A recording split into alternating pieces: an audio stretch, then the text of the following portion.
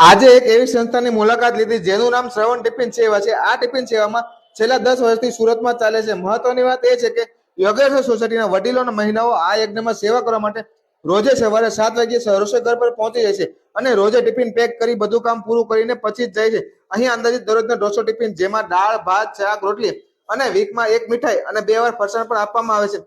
યોગેશ્વર સોસાયટીના એક દાતા તરફથી દર પૂનમના રોજ ખીર પણ આપવામાં આવે છે.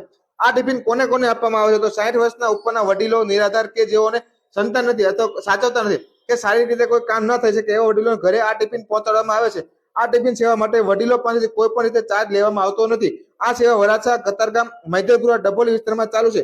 મિત્રો, આપની નજરમાં કે તમારી આજુબાજુમાં ભાઈ કોઈ આવા વ્યક્તિ હોય તો આ ડિસ્પ્લે પર નંબર આપેલો છે, જાણ કરવા વિનંતી. સાથે નાની એવી વાત કહીશ કે આ સેવાનું કામ છે તો ફૂલ નહીં તો ફૂલની પાકડી આપીને આ સંસ્થાને સપોર્ટ કરવા વિનંતી. ડિસ્પ્લે પર માહિતી આપેલી છે, રૂબરૂ જઈને પણ માહિતી આપી શકો છો. આ વિડીયોને વધુમાં વધુ શેર કરજો મિત્રો.